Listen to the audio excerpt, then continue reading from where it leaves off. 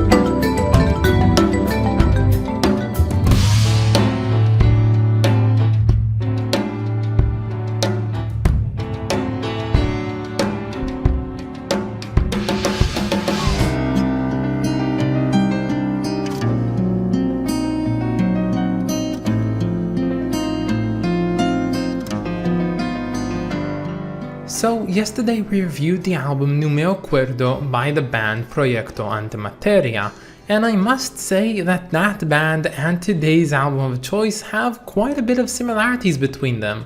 Both of them are progressive metal, both of them are a bit longer than an hour as a total, and both of them feature a 4-man lineup. But there is one slight difference between the two, and that has to be the skill level. Now, even if you don't know any of these bands, you can probably guess that I'm referring to Liquid Tension Experiment as the better skilled of the two. Of course, these guys, they're the super group, and they consist of drummer Mark Portnoy and Jordan Rudess on the keyboards, as well as John Petrucci on guitars, and on the bass, or should I say on the Chapman stick more, Tony Levin from King Crimson. Now, in this video, I'm not gonna really be detailing a lot about how this band formed and what, their history and backstory is, because I've already done that in my last review of theirs with their debut album. So if you want to know more about Liquid Tension Experiment, you can always go ahead and check that video out. It has everything that you need to know. But as I said, Liquid Tension Experiment is basically a power quartet made out of 4 of the greatest players known to man in the progressive scene of the basically, let's say, 90s to 2000s. And this group was formed basically so that the Magna Carta record label would have their own supergroup, and they succeeded in doing so because these guys turned out to be very much popular, and their signature sound is of course quite instrumental, very improvisational, and what some might call a sort of a dream theater but without the vocals. And today's album of topic being Liquid Tension Experiment 2, and that's how I'm gonna call it. Last video you guys told me that I had to call it like self-titled, but now I'm gonna call it self-titled 2. I don't want to do that. It's just gonna be Liquid Tension Experiment 2. This album is everything that you expect from these guys, and they've taken everything that they've done on their debut and just further exemplified it on here in a way that is just unbelievable. They are on the top of their game here, and it's definitely an album to behold. Now, personally, my experience with LTE has been one of a deep appreciation, but overall less of any personal subjective connection. Yes, their music is undoubtedly good, but yes as well, this is not really my cup of prog. And sitting through today's album was definitely a nice experience to say the least, but I do find it to be quite laborious when it came to the last stretch of it, especially the 4 last tracks. But let's start from the top. So the first track on this album is called Acid Rain. Now this track is the undoubtable best, most popular track by LTE that anyone basically has to offer.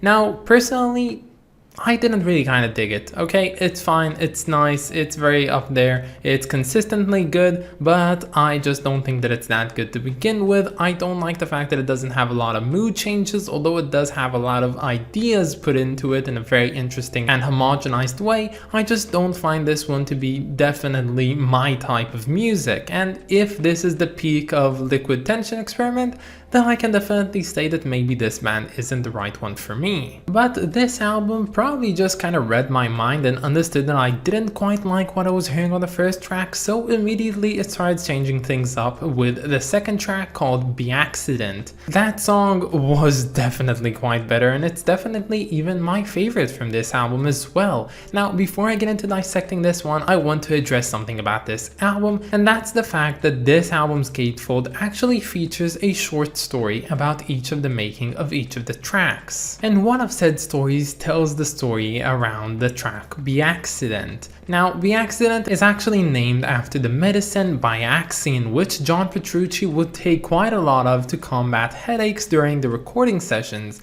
Now, it's presumable to say that the reason he was experiencing said headaches is because his third daughter, Kiara, was just born in the middle of the recording process. And I'm straying a bit more off topic, I don't really know where to put this one, so I'm just gonna say this now. Did you know that this album was released on the 15th of June 1999, which just happens to be 5 days after I was conceived? Yes, I was conceived on the 10th of June 1999. I am 5 days older than this album, which means that I am just, better than this album. But yeah, getting a bit back into the topic of this album, the birth of Petrucci's third daughter was actually a noticeable influence on this album as a whole, as there is one track which is called When the Water Breaks, which I don't have to further elaborate why that's its name, but you can hear definitely on the 12 minutes and 48 seconds mark, there is a baby cry, and that's because that's what the band were working on at the moment when Petrucci was called and he had to leave to go to the hospital. And I just found this to be very much wholesome. But yeah, coming back from my rendezvous, my favorite track from this album has to be Accident. That track is really nice. It spices things up in a way that I wasn't really expecting from Liquid Tension Experiment, and probably my favorite thing about this track as a whole and about the album entirely is the playing by Jordan Rudess. He on here just uses some very interesting jazzy influences on here and uses some various keyboards that to me were very much the deal breakers for why this album is actually better than their debut. And while I will admit that at many points in this album I kind of just found myself zoning out a bit, every single time when a Jordan Rudess solo came on, I knew that I was coming back into it, I was focused on it, and I loved every single moment of it. But yeah, coming back to my original point that I was saying, this album is very much different from yesterday's album because it just shows of a different skill level.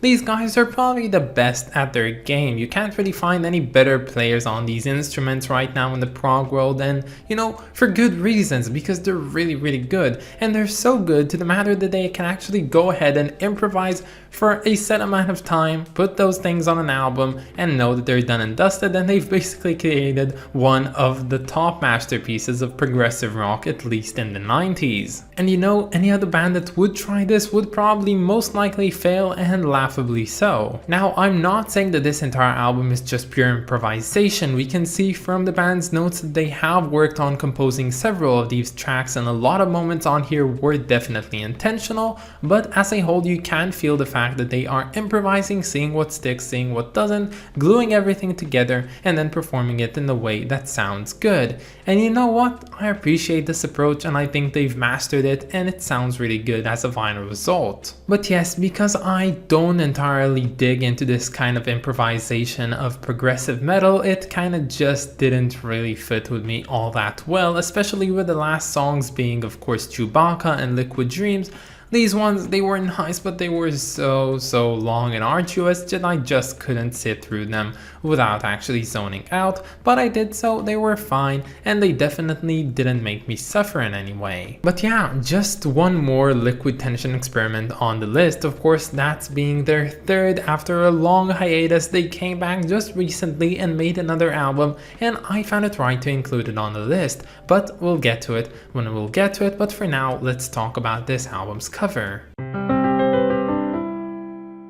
So you never quite know what you're gonna get with a Liquid Tension Experiment album cover, but at the same time it does seem like whatever they do does match the overall theme that they have with the rest of their covers. And this cover is technically pretty simple. It just features the 4 band members and they're semi-liquefied, and there's a little bit of saturated colors on here, and it just does the job. It's pretty simplistic, there's not a lot to look at, and honestly adding more than this would probably ruin the aesthetic of this cover. And despite not being anything that special, I do believe that it's very much recognizable and memorable, and for that I do believe that they've nailed the success in making a good cover for this type of album specifically. So this album is fantastic, and I do believe that it is a perfect album for any progressive metal fans, but me being myself, I would give this one a rating of 8 out of 10. But that's about it, guys. I hope that you enjoyed this video, and stay tuned for tomorrow because we're gonna be listening to Detta Horhent by the band Justabellen Soga. I of course want to thank my lovely supporters over on Patreon, so thank you so much to Claywon, Ristive Kings, and Lindsay Haycox. You guys are just the best, and if any of you want to support me over on Patreon, you can find the link down in the description